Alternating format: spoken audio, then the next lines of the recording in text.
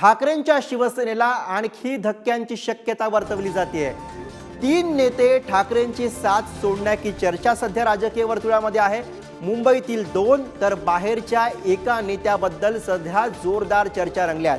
3 पैकी 2 नेते शिंदेंच्या शिवसेनेत तर एकाच्या भाजपत प्रवेशाची शक्यता वर्तवली जाते। मुंबईमधील एक नेता शिंदेंच्या शिवसेनेतर्फे लढण्यास इच्छुक असल्याची माहिती आहे। मुंबई बाहेरील एक नेता भाजपतर्फे लोकसभा लढवण्याची शक्यता वर्तवली जाते। पक्षांतरानंतर लोकसभा उमेदवारी मिळण्याची शक्यता आहे। अन्य लाभांसाठी चर्चा सुरू असल्याची माहिती आहे। जर बोलणी फिसकटली तर प्रवेश लांबण्याची शक्यता सुद्धा वर्तवली जाते। तर महत्त्वाची राजकीय घडामोड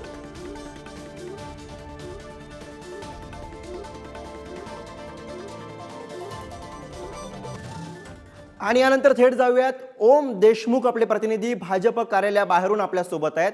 ओम, या क्षणाची ही महत्त्वाची बातमी, मोठी चर्चा महाराष्ट्राच्या राजकीय वर्तुळामध्ये, नेमकं काय घडतंय, काय शक्यता वर्तवल्या जात आहेत, काय माहिती तुमच्यापर्यंत पोहोचू शकली? ओम,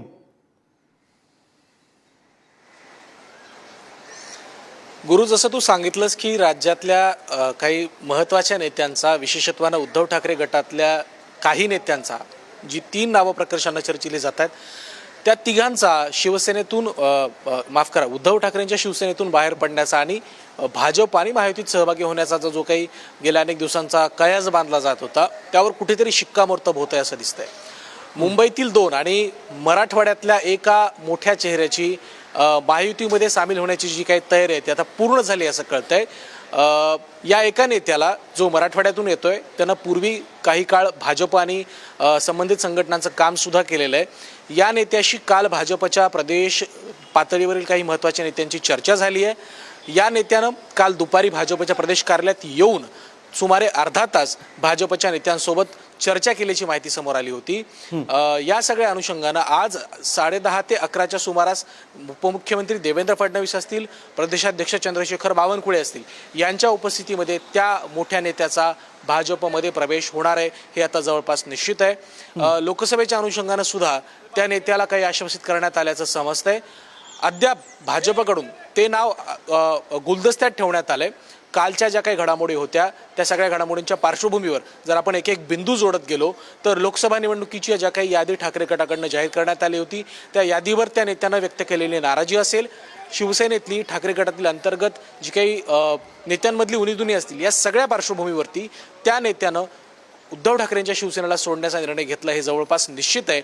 आणि आज सकाळी 10:30 ते 11च्या सुमारास हा प्रवेश होईल अशी खात्रीलायक माहिती आपल्या हाती येईल। त्यामुळे जोपर्यंत हा प्रवेश होत नाही तोपर्यंत उद्धव ठाकरे गट असेल किंवा महाविकास आघाडी असेल त्यांची धाकधूक मात्र कायम आहे। जर अशा प्रकारची राजकीय घडामोड घडली तर तो ठाकरेंसाठी, महाविकास आघाडीसाठी पर्यायानं खूप मोठा धक्का मानला जाऊ शकतो। लोकसभेच्या अनुषंगानं भाजपनं मिशन 45+ जे आखणी केली आहे त्याची पूर्तता करण्यासाठी अनेक प्रकारच्या राजकीय घडामोडी या राज्यामध्ये घडत आहेत। त्यातलंच एक महत्त्वाचं नाव आजच्या प्रवेशाच्या निमित्तानं चर्चिलं जात आहे। त्यामुळे भाजप महाराष्ट्राच्या बाबतीत जो काही भाजपचा से आहे तो अधिकाधिक दिवसेंदिवस वाढत जातोय। त्यामुळे आता नेमकं काय घडतंय, नेमका तो नेता आज प्रवेश करणार का, की ही बोलणी काही दिवस अजून लांबणीवर पडणार, हे पाहणं महत्त्वाचं आहे। मात्र पुढारी न्यूजला जी माहिती मिळाली त्यानुसार आज या नेत्याचा प्रवेश भाजपमध्ये होणार हे जवळपास निश्चित आहे। गुरु, अर्थात त्यामुळे ओम, आपल्याला हे सगळे बिंदू आता जोडायला लागतील जेव्हा ही बातमी, चर्चा आणि शक्यता यांच्या पातळीवरती आहे। थेट जाऊयात मुंबईतनं पंकज दळवी आपल्या सोबत आहेत। पंकज, मोठी घडामोड, मोठी अपडेट म्हणता येईल या सगळ्याकडे। सध्या चर्चा आणि शक्यता असल्या तरी सुद्धा शिंदेंच्या शिवसेनेमध्ये 2 नेते प्रवेश करू शकतील अशा स्वरूपाची माहिती आहे। तुमच्यापर्यंत काय बातमी पोहोचते? शिंदे गटामध्ये, शिंदेंच्या शिवसेनेमध्ये सध्या काय चर्चा रंगतायत, काय माहिती तुमच्यापर्यंत पोहोचू शकली पंकज? गुरु, गेल्या काही दिवसांपासून एक मेसेज कायम चर्चेला जातोय किंवा त्याची कायम चर्चा आहे की उद्धव ठाकरे गटाला अजून मोठे धक्के बसणार किंवा भूकंप होणार, तशी चर्चा आजही सुरू आहे।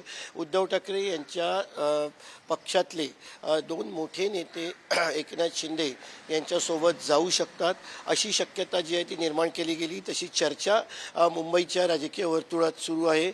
अर्थात रवींद्र वायकर हे उद्धव ठाकरेंची साथ सोडून एकनाथ शिंदे यांच्यासोबत गेल्यानंतर मुंबईत असे कुठले मोठे नेते आहेत जे उद्धव ठाकरे यांची साथ सोडून एकनाथ शिंदे किंवा भाजपच्या वाटेवर जातील याची चर्चा सुरू झाली. मग ते आमदार असतील का, ते खासदार आहेत का, किंवा त्यांनी कुठल्या महत्त्वाच्या पदांवरती काम केलं आहे का, ही चर्चा सुरू झालेली आहे. त्याच्या बाबतीमध्ये सगळ्यांच्या मनामध्ये उत्सुकता आहे की नक्की हे नेते कोण आहेत. कारण मोठा धक्का म्हटला जातो आहे, मोठे नेते म्हटले जात आहेत, आणि जी माहिती मिळते किंवा चर्चा जी सुरू आहे त्याच्यानुसार हे दोनही नेते ठाकरे कुटुंबियांच्या जवळची व्यक्ती आहेत. त्यामुळे कुठेतरी ठाकरेंना पुन्हा एकदा मोठा धक्का बसणार का, ही चर्चा सुरू आहे. निवडणुकीच्या तोंडावर काही तिकिटांची ॲडजस्टमेंट करण्यासाठी किंवा तिकिटांवरती किंवा जागेवरती आपला दावा करण्यासाठी आणि मिशन 45 पूर्ण करण्यासाठी भाजप आणि एकनाथ शिंदे या दोन्ही पक्षांना काही जर का इंटरनल ॲडजस्टमेंट्स कराव्या लागतील तर त्या करायची त्यांची तयारी, त्याचाच हा भाग असावा असं शक्यता जी आहे ती वर्तवली जाते आहे. दोन मोठे नेते कोण गुरुप्रसाद याविषयीची प्रचंड उत्सुकता आहे, चर्चा आहे. अद्याप ही नावं कुठली आहेत ती गुलदस्त्यात आहेत, मात्र मोठी नावं आहेत असं सातत्याने सांगितलं जातं. गेल्या काही दिवसापासून राजकीय भूकंप होणार अशी दाखला जे दिले जात आहेत किंवा सातत्यानं एकनाथ शिंदे यांच्या शिवसेनेच्या नेत्यांकडनं राजकीय भूकंप होण्याचे जे आहेत ते संकेत दिले जात आहेत. तर नक्की हाच आहे का, नक्की काय होणार हे तितकंच महत्त्वाचं असणार आहे. गुरुप्रसाद. बरोबर आहे पंकज. आणि मधल्या काळामध्ये राज्यामध्ये जे काही राजकीय भूकंप झाले त्याचे सगळ्यात जास्त हादरे हे मातोश्रीला बसलेले आहेत, आणि त्याच मातोश्री बाहेरून आपले प्रतिनिधी विक्रांत शिंदे सध्या आपल्या सोबत आहेत. विक्रांत, महत्त्वाची घडामोड म्हणून याकडे बघायला हवंय, महत्त्वाची बातमी या सगळ्यामध्ये मातोश्री बाहेर काय कुजबूज ऐकायला येते, काय चर्चा रंगताना दिसते, तुमच्यापर्यंत काही बातमी पोहोचते का मातोश्रीवरनं? गुरुप्रसाद, खरं तर आपण मातोश्रीचा उल्लेख केला त्यावेळी आपण एक गोष्ट लक्षात ठेवली पाहिजे, लक्षात घेतली पाहिजे की मागच्या काही दिवसांपासून मातोश्रीवर इन्कमिंग सुद्धा सुरू आहे. हे इन्कमिंग सुरू असतानाच मातोश्रीला धक्के लागणं मात्र थांबत नाहीये. म्हणजे अगदी संजोग वगैरे जे अजित पवारांच्या जवळचे होते त्यांनी मातोश्रीवर येऊन खरं तर उद्धव ठाकरेंच्या शिवसेनेत प्रवेश केला असेल, किरण माने हे अभिनेते त्यांचा पक्षप्रवेश असेल, असे पक्षप्रवेश होत आहेत. मात्र दुसरीकडे धक्के सुद्धा मातोश्रीला सातत्याने लागत आहेत. जसं पंकज सर काही वेळापूर्वी म्हणाले, रवींद्र वायकर हा ठाकरेंचा मुंबईतील एक महत्त्वाचा मोठा चेहरा, मोठे नेते मानले जायचे, आणि त्यांनी पक्षप्रवेश केला. तो मातोश्रीसाठी मोठा धक्का होता. आणि त्यातच आता आज भाजपमध्ये एक मोठा पक्षप्रवेश होणार अशी बातमी आहे. आणि अर्थातच अशी बातमी आली त्यानंतर पहिली जी संशयाची सुई आहे ती वळते ती मातोश्री सोबत असलेल्या ठाकरेंच्या नेत्यांकडे. कारण मागच्या काही दिवसांमधल्या घडामोडी पाहायच्या झाल्या तर त्या अशाच आहेत. अद्यापपर्यंत नावं समोर आलेली नसली तरी सुद्धा ठाकरेंसाठी हा मोठा धक्का म्हणावं लागेल. मात्र हा जरी मोठा धक्का असला तरी सुद्धा उद्धव ठाकरे असतील, आदित्य ठाकरे असतील, मातोश्री असेल किंवा ठाकरेंची संपूर्ण शिवसेना असेल, मागच्या काही दिवसांमध्ये या पक्षाला खरं तर धक्क्यांची सवय झाली असं सुद्धा म्हणावं लागेल. कारण ज्या प्रमाणात पक्षप्रवेश जे आहेत ते ठाकरेंच्या शिवसेनेतून शिंदेंच्या शिवसेनेत होत आहेत किंवा भाजपमध्ये होत आहेत, एकंदरीत महायुतीमध्ये होत आहेत, हे पाहता खरं तर ठाकरेंच्या शिवसेनेला आता धक्के पचवण्याची सवय झाली आहे असं सुद्धा आपण म्हणू शकतोय. गुरुप्रसाद. अर्थात विक्रांत, त्यामुळे आता बसणारे धक्के किती मोठे आहेत, किती तीव्रतेचे आहेत हे सुद्धा आपल्याला बघायचं आहे. आपण थेट जाऊयात. चेतन सावंत सध्या आपल्यासोबत आहेत, ठाकरेंच्या शिवालय कार्यालयाबाहेरून चेतन आपल्यासोबत आहेत. चेतन, काही या बातमीनंतर किंवा या सगळ्या चर्चा आणि शक्यतांनंतर ठाकरे गटातल्या काही नेत्यांशी तुमचं बोलणं झालंय का? कोणी या संदर्भातली काही माहिती औपचारिक अनौपचारिक पातळीवरती देतंय का आता सध्या?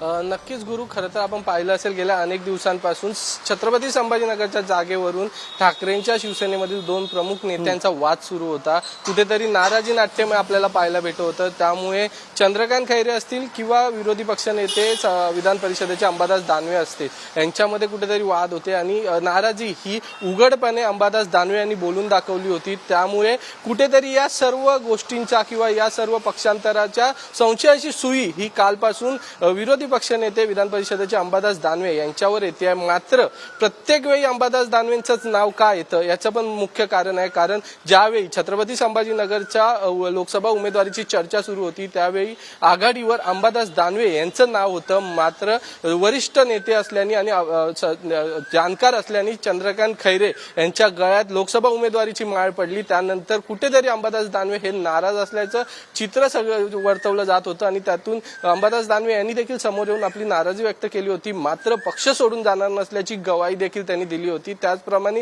आज देखील अंबादास दानवे हे मुंबईतच आहेत. अंबादास दानवे हे 12 वाजता मातोश्री इथे उद्धव ठाकरे यांची भेट घेणार आहे. तिथे देखील त्यांची चर्चा होणार आहे. त्यामुळे या सगळ्या घडामोडीपासून अंबादास दानवे हे जरी लांब असले तरी जाणीवपूर्वक अंबादास दानवे यांचं वारंवार नावाचा उल्लेख केला जात आहे किंवा अंबादास दानवे यांचं नाव घेतलं जात आहे. मात्र अंबादास दानवे यांनी या सर्व अफवा आहेत असं देखील सांगितलं आहे. कोणताही पक्षप्रवेश नाही आहे, आपण शेवटपर्यंत उद्धव ठाकरे यांची साथ सोडणार नाही असं देखील अंबादास दानवे यांनी सांगितलं आहे. त्याच अनुषंगाने आणि छत्रपती संभाजीनगर लोकसभाच्या अनुषंगाने आज ती मातोश्रीवर भेट घेणार आहेत. काल पाहिलं असेल तर चंद्रकांत खैरे जे उमेदवार आहेत लोकसभा निवडणुकीचे छत्रपती संभाजीनगरचे, यांनी देखील मातोश्री इथे उद्धव ठाकरेंची भेट घेतली होती आणि त्यानंतर आज अंबादास दानवे देखील भेट घेत आहेत. त्यामुळे या सगळ्या चर्चा आहेत, या सगळ्या अफवा आहेत असं देखील अंबादास दानवे यांचं म्हणणं आहे. त्यामुळे नक्की हा जो प्रवेश होतो हा नेमका कोणत्या नेत्याचा होतोय, अनेक नावं चर्चिली जात आहे. मात्र ज्या नेत्यांची नावं चर्चिली गेली आहेत त्या नेत्यांशी आपण सगळ्यांशी संपर्क साधलाय. सगळ्यांचं म्हणणं असं आहे की आपण शेवटपर्यंत उद्धव ठाकरे यांच्या सोबतच राहणार आहे, कोणताही पक्ष प्रवेश करणार नसल्याची माहिती आपल्यापर्यंत येत आहे. गुरु बरोबर चेतन, त्यामुळे आता फक्त या पक्षप्रवेशाच्या चर्चा आहेत. थेट जाऊयात भाजप कार्यालयाच्या बाहेरनं ओम देशमुख आपल्या सोबत आहेत. ओम, या सगळ्या चर्चा आणि शक्यतांच्या पातळ्यांवरती ही सगळी बातमी आहे, आपल्याला त्याकडे बघावं लागेल. पण जर का आज हा पक्षप्रवेश होत असेल तर किती वाजताची वेळ किंवा किती वाजता हा पक्षप्रवेश होऊ शकेल याबद्दलची काही इनपुट्स तुमच्यापर्यंत पोहोचतात का?